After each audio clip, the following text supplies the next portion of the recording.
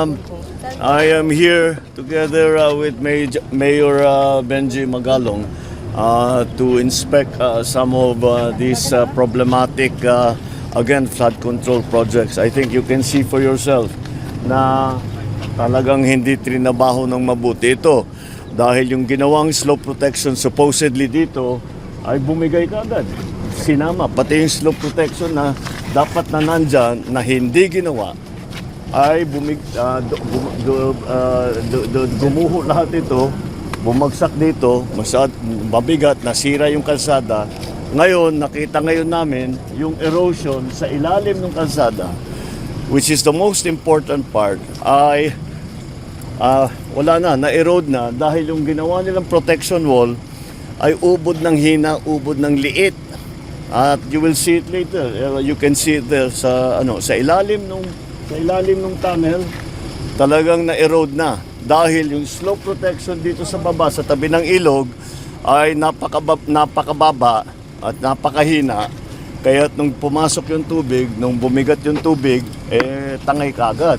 Kaya makita mo rito, tangay na itong lahat. This was all destroyed because of the landslide here, the rock slide here, and the erosion under the road.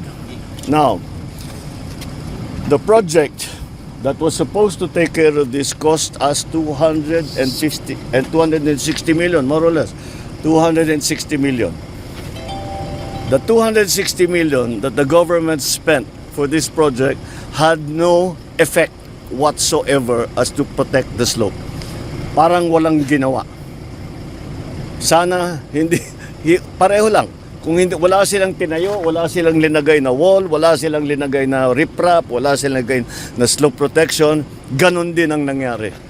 Kaya ang valor ng kanilang trabaho is zero, complete zero. And here's the other thing, that's why I keep talking about economic sabotage. Ang feedback natin from the mayor and from the other, the mayor of Tuba is also here. Oh. Mayor Clarita. Come join us. Halika, Mayor. Dito ka. Oh, we are talking to the mayor in terms of the effect on businesses. Because of this, because nagsara ito, hindi na magamit ito, in terms of business, 30%, 35%, I think is the number, 35% kaagad ng kanilang hanapbuhay ay nawala dahil dito. So it is not only the damage, the physical damage that we can see, but it is also the damage to the economy. It is also the damage to the people's livelihood. Naghahanap buhay lang naman itong mga taong ito, tinanggal sa kanila 35% ng kanilang hanap buhay para ibulsa ang pera ng gobyerno. Kaya naman, hindi kayo magtataka that if there's one thing, I will not leave this office until I fix this. This is it. This is one of those things. So, very, very clear. Here we go again. Pang-lima na yata nating inspection ito. And it's always the same. Now, we will go to the next site. Yun naman, yung rock netting. Yung tinatawag na rock netting. Kung makita ninyo, may mga netting na dinalagay sa Unang-una, because napaka-notorious ng rock netting as corruption, pinagbawal na ang rock netting. So, pero ginawa pa rin. Pinagbawal na yan eh. Pero ginawa pa rin. Bukod pa doon, kilala ko ang supplier ng rock netting. Ang presyo ng rock netting is 3,200 pesos.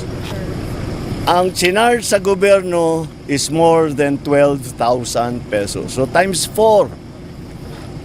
Times 4.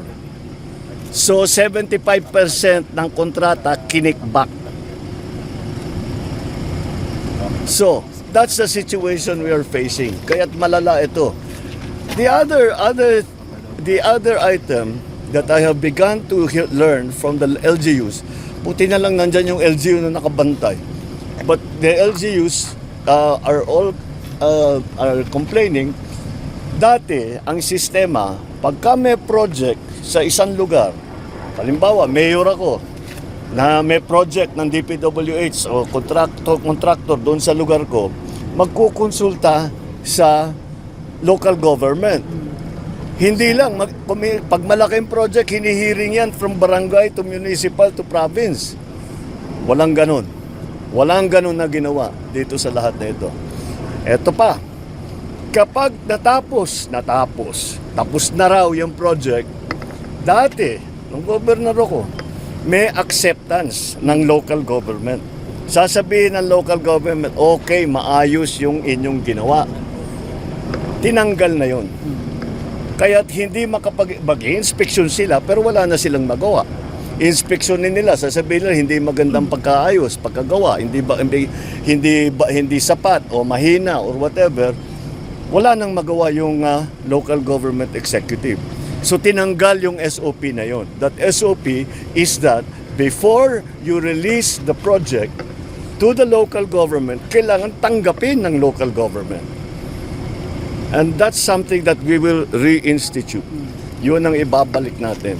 Because the local government, alam niyo naman ako, matagal ko na sinasabi, because of my experience as governor, ang local government, wala kaming ginawa, kundi araw-araw, tinitignan, ini-inspeksyon namin lahat yan. Hindi yung minsanan. Every single day, we walk around, go around, we hear reports from ordinary people, hindi yung mga opisyal, but ordinary people. And kaya na silang nakakaalam. That's why that acceptance is so important. And that's what we are going to reinstate. That's going to be one of the measures that we think. Bakit yun ang inintay namin? Oo, bakit nila tatanggalin? Oo, hindi pwede yun. Hindi pwede yun. Kasi kung hindi tanggap ng local government, maliwanag, may problema yan. If the local government hindi masaya. Masaya kung magkaroon ng slope protection, hindi na masasara yung kalsada. Masaya kami pag mayroong flood protection, hindi na babaha. Di siyempre tatanggapin ka agad kung maganda. Pero kung hindi maganda, sila rin ang magsasabi. Dahil silang nakakaalam. Sasabihin, yung dinagay ninyong riprap, masyado mababa. Dahil yung baha rito, umaabot dito, hanggang dito lang yung pader ninyo. All of those things. So those are the things that we have to correct. But over the years, these abuses only came about kasi pinapalitan ang sistema. And dinadaya lang talaga. No consultation with the local government, no acceptance from the local government. All of that. Kaya mabigat ang gagampanan na role ng ating local government dito sa ating mga ginagawa para maayos na. Marami. Well, si Mayor Benji has been very vocal about the problems that we have. That's why napunta ako dito. And the comments and the sumbong that have been arriving at our website has been very, very useful. Kaya ipagpatuloy sana ninyo ang inyong pagsumbong. And I'm not just talking to local government officials, kahit sino. Basta't may alam kayo, sabihin ninyo sa amin, pa-inspeksyon natin. Kung may problema, ayusin natin ang problema. Here's the problem here. This is 260 million project. Useless. Parang tinapon mo yung pera sa ilog. Useless. To correct this will cost double that. That's my top of the head estimate. 500 million ito para ayusin. Thank you, sir. At least. Kasi hindi lang itong nakikita ninyo rito kundi hanggang dun sa loob Hanggang dun sa ilalim nitong tunnel So there's a lot of work that needs to be done. So how can you tell me that it's not economic sabotage? Kinuha mo yung 260 million, wala kaming nakitang effect dun sa kanyang ginawa na kontrata.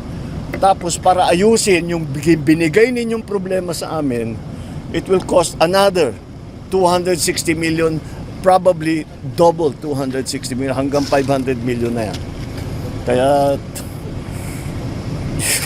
I don't blame anyone for being disappointed, frustrated, angry, and paying for blood.